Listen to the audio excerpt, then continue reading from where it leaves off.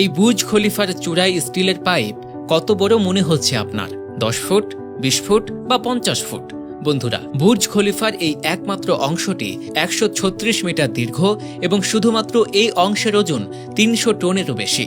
2008 সালে দুবাইতে এমন কোনো ক্রেন ছিল না যা এত ভারী পাইপকে এত উচ্চতায় তুলতে পারে। এখন প্রকৌশলীরা এই মোটা পাইপটিকে কিভাবে তুলে নিলেন, এছাড়াও ইস্পাত পাইপে কিছু ডিভাইস ইনস্টল করা আছে, এর জন্য উপকারী কি, কিভাবে এই ডিভাইসটি গত 13 বছর ধরে দুবাইকে বাঁচাচ্ছে। বন্ধুরা, প্রথমত আপনার জানা উচিত এই উপরের অংশটি কিসের জন্য ব্যবহৃত হয়। আসলে বন্ধুরা, এটা না হলে বুর্জ খলিফা যে কোনো সময় ভেঙে পড়তে পারত। বন্ধুরা, এই পাইপটি 4000 টন স্টিল দিয়ে তৈরি এবং এর দৈর্ঘ্য 244 মিটার। আপনার অবগতির জন্য আমরা আপনাকে বলে রাখি যে অনেক দেশে এমনকি ইস্পাতের পাইপের আকার অনুযায়ী বিল্ডিং তৈরি করা হয় না। এই পাইপ না থাকলে আজ বুর্জ খলিফা মাত্র 585 মিটার উঁচু হতো। জনসাধারণ এই উচ্চতায় যেতে পারে এবং এই উচ্চতা বুর্জ খলিফার 150 তলা পর্যন্ত। তার উপরে এটি একটি স্টিলের পাইপ যার মেঝে 150 থেকে 159 পর্যন্ত। আমরা আপনাকে বলি যে এই মেঝে বসবাসের জন্য উপযুক্ত নয়, এখানে অনেক বিপদ।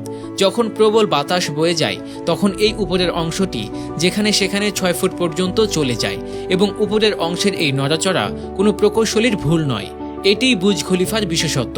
প্রকৃতপক্ষে এটি ঘন্টায় 200 কিলোমিটার বেগে প্রবাহিত বাতাসের উপরের অংশকে শোষণ করে এবং মেঝেটির বাকি অংশকে সম্পূর্ণ নিরাপদ রাখে। আমেরিকান প্রকৌশলী উইলিয়াম বেকার এটি নকশা করেছিলেন এবং তার নকশা অনুসারে এটি কেবল বাতাসকে থামায় না, বরং তাদের বিভ্রান্ত করে। বুর্জ খলিফার এই 154টি তলা মাখনের বলের সমর্থনে দাঁড়িয়ে আছে এবং বাকি উপরের তলাগুলি স্টিলের সমর্থনে দাঁড়িয়ে আছে। এটি ইস্পাত না হলে কংক্রিটে অবশ্যই ফাটল দেখা যেত, তখন উপরের ফ্লোরগুলো সরে যেত এবং বাকি সব মেঝে নষ্ট হয়ে যেত। আর এ কারণেই উপর থেকে স্টিলের তৈরি করা হয়েছে। তাছাড়া বুর্জ খলিফায় চূড়ায় ইনস্টল করা এই ডিভাইসটি গত 13 বছর ধরে দুবাইকে বাঁচাচ্ছে। এটি আপনি বিশ্বাস হয়তো করবেন না, তবে জানিয়ে রাখি, আসলে ইঞ্জিনিয়ারিং এর ভাষায় এটিকে লাইটিং অ্যাডজাস্টার বলা হয়। এই ডিভাইসটিতে একটি ছোট সেন্সর রয়েছে যা মেঘে উপস্থিত সক্রিয় চার্জ শনাক্ত করে। এখন এই লাইটিং অ্যাডজাস্টার তার বিপরীত চার্জ তৈরি করে, বজ্রকে নিজের দিকে আকৃষ্ট করে এবং এর ফলে এই সমস্ত কারেন্ট একটি পুরো ইস্পাতের তারের মাধ্যমে পৃথিবীতে নেমে যায়, ফলে পুরো বিল্ডিংটিকে বাঁচিয়ে দেয়।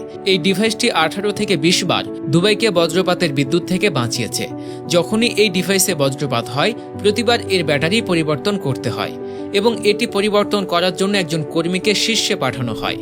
এখন আমরা আপনাকে বুর্জ খলিফার উপরের অংশ সম্পর্কে বলি এবং কিভাবে এত বড় এবং ভারী অংশটি শীর্ষে নিয়ে যাওয়া হয়েছিল। প্রাথমিকভাবে দীর্ঘ সময়ের জন্য সমাধান পাওয়া যায়নি, কিন্তু তারপরও ইঞ্জিনিয়ারিং দল সিদ্ধান্ত নিয়েছে যে আমরা শুধুমাত্র বুর্জ খলিফার ভেতরে এই পাইপ নির্মাণ করব। তারা এই রাস্তাটি ছোট ছোট অংশে তৈরি করে এবং প্রতিটি অংশ তুলে নিয়ে যাওয়া হয় এবং তারপরে এই স্টিলের পাইপটি একত্রিত করা হয়।